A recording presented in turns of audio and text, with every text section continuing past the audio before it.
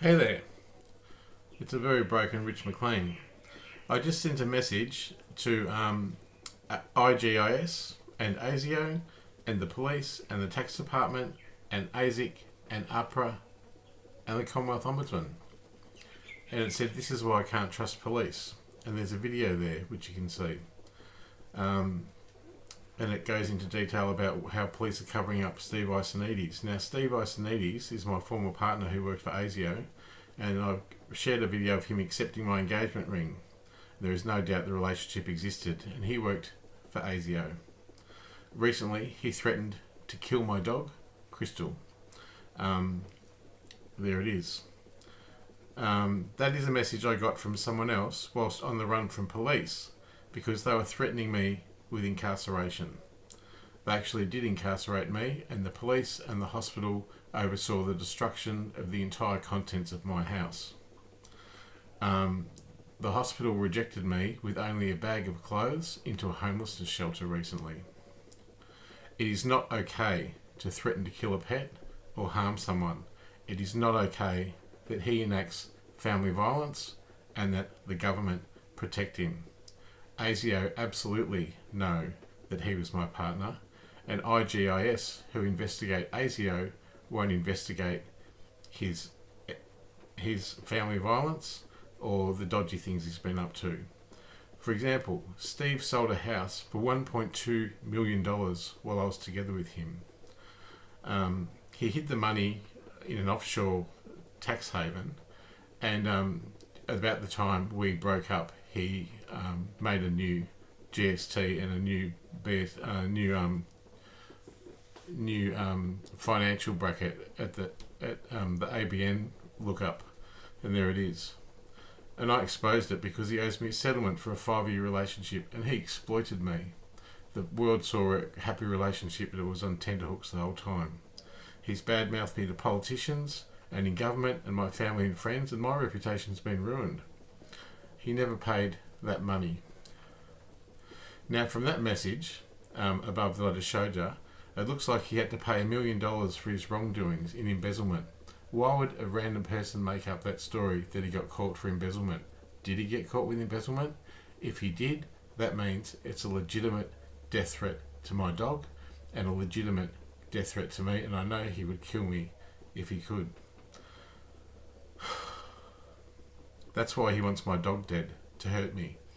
And I know he'd kill me if he had the chance. I know he'd kill my dog because he threatened to kill his own dog at the end of our relationship. So I would take his dog Chopper, named after Chopper Reed, who he knew. Steve trafficked cocaine early on, and he used to fly into Broome and drive the cocaine back. He told me all about that when we went up to Broome. He told me he was present at more than one murder, and one was at the Collingwood Flats. Him and 2 others were a bad drug deal gone wrong, and they were there when they shot a Vietnamese man dead and they escaped. They escaped in a car. He is an accomplice to murder, and he will find my dog and he will kill her. I want the police to protect me from him and from the malice with which he expresses to me. I've been damaged financially, and I've been damaged in other ways, most clearly in the suicide attempt that was at Werribee Mercy Hospital in February 2021, for which there is no recourse and no settlement. And in fact, the hospital apologised by saying, we're sorry to return you with a broken used toilet brush after you tried to kill yourself to the ICU, because it's not our policy to give away hospital property. And that's with the audaciousness by which they are absolutely sure that they can get away with it. I don't mean harming anyone, but Steve needs to be locked up. I want the police to look into our relationship and rule that he's a threat to my life and the life of my dog, and that I'm also a political scapegoat. I've suffered over the years because of him, and he helped force my suicide, along with Mr. Russell Ball, who is a powerful lawyer who informs government policy. This as a police matter. I want witness protection because I deserve safety, and I deserve my money, and I deserve the chance to get my life back on track without this systemic and profound injustice that's entrenched every sector of my life. I also want protection because I'm admitting to committing fraud, to being kept from homelessness. And I was homeless, and they did make me homeless. They are trying to destroy me. I defrauded the NDIS on my own, for my own funding, by the way, that was already meant for me. And I did it in a way which was obviously linked to my detriment from Steve Iasonidis by naming the life coach that claimed the money Steve Iasonidis with an E.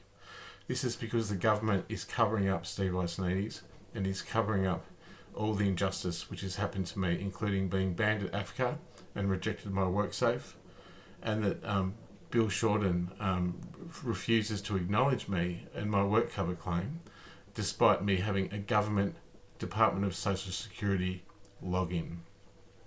I am an employee for the purposes of the SRC Act, and I deserve to have my work cover paid out immediately, and I deserve the Attorney General Mark Dreyfus to acknowledge this urgently. I am a rejected whistleblower at ASIC, at APRA, and the Commonwealth Ombudsman, where Russell Ball informs government policy and advises the Ombudsman. Dr. Whittaker made a big mistake years ago. I wish harm on no one, but I can't fight my way through all of this, and I deserve protection from this man and this conspiracy to pervert the course of justice, which is what it is. Can you all please take this issue to police? I have evidence of him claiming a carer's pension while we're together to feather his own nest, the greedy bastard. I have all the photos of us overseas, which I paid for in my own way. I paid my own way in that relationship. I actually did a master's degree examining the relationship. I have evidence of him making $20,000 to $40,000 a month, at first at Apple and then at ASIO, when I was on a disability pension, and he exploited my nest egg. I had $100,000 at the start of that relationship, and then I had nothing at the end. The man is evil, and the movement that silences me and protects him is also evil.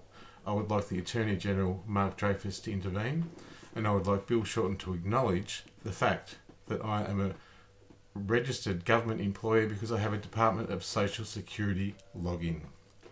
I've emailed this to Miranda Holt, Cade Mollison, who's from Saltwater Clinic, Ashlyn Kelly, my contact at the NDIS, and Jeffrey Tricker.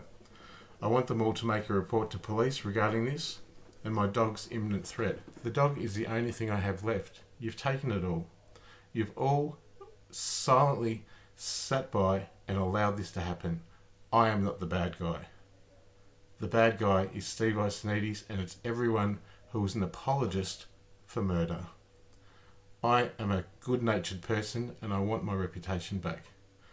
I spent 25 years advocating for other people, and whilst Steve was earning 40 grand a month and exploiting me unbeknownst to me, hindsight's a wonderful thing, I was raising money for the Royal Children's Hospital Banksia unit for child and adolescent mental health, because that's who I am. I've always helped other people, and I've got a track record of doing so on a state, local, federal, and international level. I only broke the law because I was framed and I had no other choice, and I'm admitting that I did, but I had no choice to do it but to survive. I want this report made to police, and I fear if I call them, they will not take me seriously. This is Richard McLean, and I'm a scapegoat of Australian culture.